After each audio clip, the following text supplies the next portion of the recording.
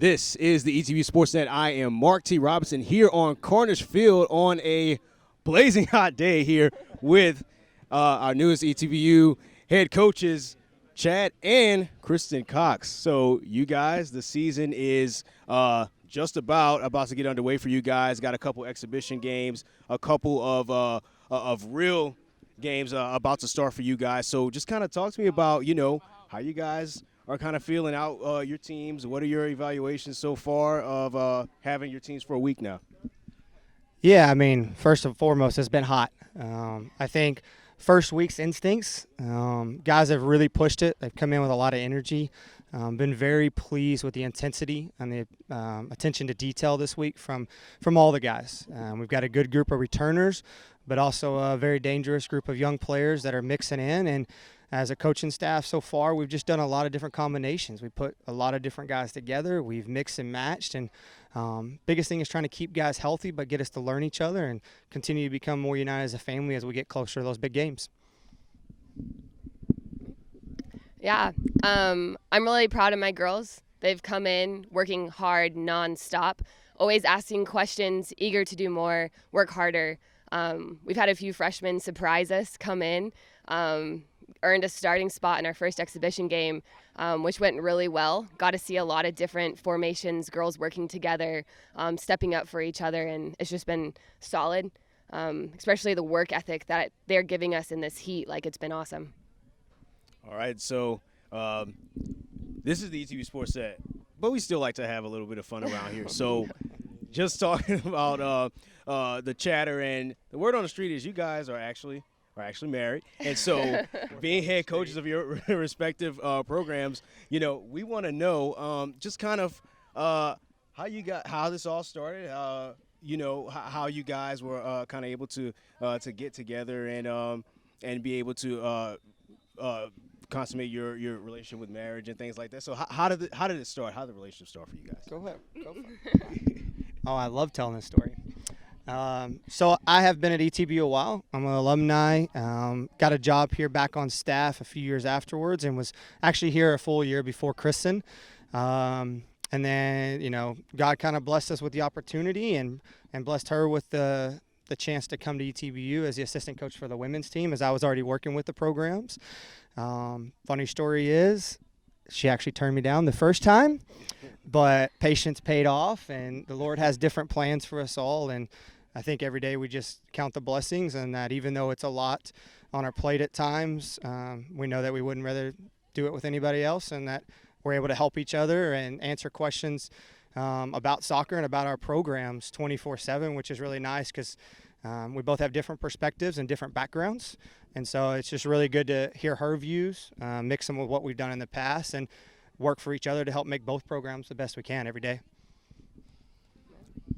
Absolutely. So you guys, the interesting thing about it, too, is that in December, you were named the head coach of the men's program, got married at the end of December, and then a couple weeks later, Kristin, you were named the head coach of the women's program. So just kind of talk about what was going through your mind during that time, taking the lead on the program, kind of at around the same time all these big changes were happening in your life. Yeah, well, we knew Chad was coming, and we were super excited for it. Mine was a little unexpected and just a couple weeks before our wedding, so I was in full stress mode.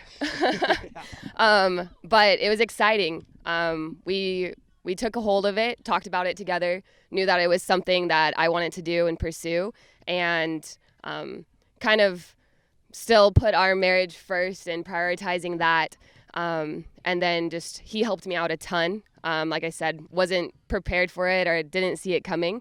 So it was really awesome to be able to have him coaching by my side and helping me through that time and that transition. And then right after our wedding, our honeymoon was basically a coaching course. We went off to Florida and took a coaching course together, and that's just an awesome experience that we wouldn't get to have together if we weren't head coaches side by side. Absolutely. That is awesome. I actually forgot about that part because I do remember you specifically saying that you guys spent a lot of time in a coaching seminar and things like that over your Well, it's supposed to be your honeymoon, so that is pretty interesting. But can you also just kind of talk to me about, with that dynamic, does it make it easier that you guys are both head coaches of your program? Does it make it easier, or in what ways would it make it difficult for you guys? I think it definitely makes it easier. One of the hardest things about college coaching is our schedule. Being on the recruiting road, having 30 players each to take care of and kind of mentor, being able to rely on each other for questions and answers, and understanding, like, if I'm on the road, he knows what that's like. If he's on the road, I know what that's like. So we never really, we're used to that. But is there anything else you want to add to that? No, I mean, ditto. I think the relationship of understanding each other's lifestyle is huge. And at first, it was definitely a lot of things in learning. Learning about our marriage, learning about how to be head coaches, and then learning with a program like ETBU gives us. The men and the women also travel a lot together. We do a lot together. And so just the coordination and the ability to communicate and work things out has been a fun ride so far, and I think we're really looking forward to this first season. Absolutely. And speaking of, we can get into the X's and O's now. And you guys have spent a little over a week with your teams. And obviously, as you're now the head coaches of your respective programs, you have a certain type of, way you want to carry the program, a certain way that you want to exhibit everything that, as a coach, that you want to see out of your players. So just could you kind of talk to me about what is each of your visions, respectively, for your programs? Yeah, I mean, it's a tough question. There's lots of things that can go into that answer. I think first and foremost, with the guys, it's about doing things the right way. We talked a lot the first couple of days in team meetings about how much the standards have raised with this program, how much I believe in their abilities and how much they have to believe in their abilities as a group and as a family. But we also talked about making sure we're doing it all the right way. We're going to try to win the right way. We'll lose games the right way. We'll give up goals. We'll score goals. Hot days like this, it was a big influence today. Today was probably one of our longest training sessions and one of the hottest days we've had. But we just talked a lot about not letting the things that we can't control us and work through those and make sure we're continuing to do things at the highest level and do it the right way at the same time. Yeah, I think for the women's team, our vision and focus so far has just been like our team culture and our team bonding. We talked a lot about core values together as a team and how we want to show those core values as we play together as a team. So that's been a big impact. The girls have been incredibly close already, and we're only a couple weeks in, and they're already super excited. Every day they're showing up to practice, like excited to do the next drill, talking about our games and playing and supporting each other. Again, like I said, our exhibition game, like it was really cool to see how much the girls were supporting each other. And I think our overall reaching vision is just to honor God in how we play, honor God in our school and the education in our classes, and honor God as a team off the field and on the field. And that's been something huge for our program, and something we'll definitely concentrate and focus on as our vision for our team. Absolutely. And one of the things that I specifically wanted to ask you about, Chad, is that I noticed you guys' slogan or theme this year, unfinished business. I really like the fact that that's where you guys are going this year, considering all the success you had last year, the way it ended for you guys. So just kind of talk to me. Whose idea was it behind that particular statement being your theme for this year? Whose idea? I think that's more of a collaborative thing.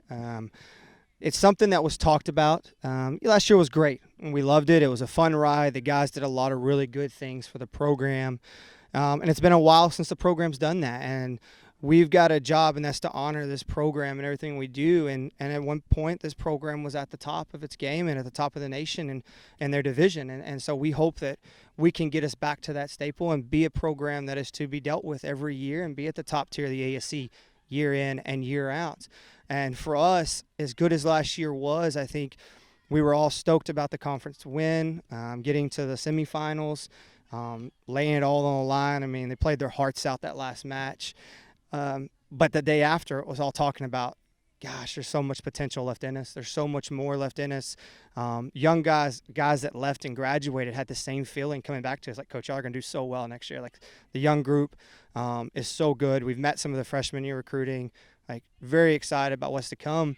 And actually, Coach Jackson, my assistant coach, David Jackson, is the one who really brought about the actual words and said, why don't we go with this?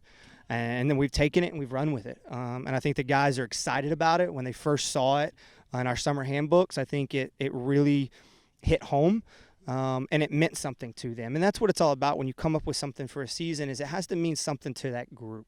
You don't want to choose something that it's just off the wall because it sounds good.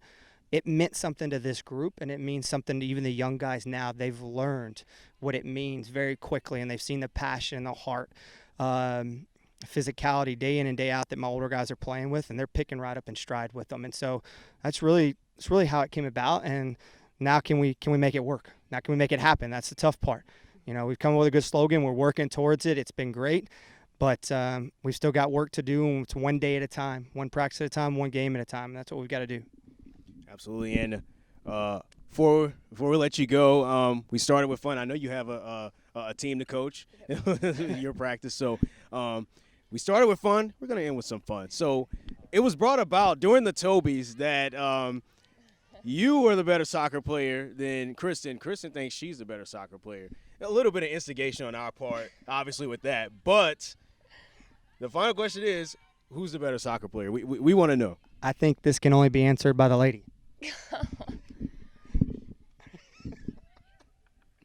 We're both the better soccer player. Is that good? Yes.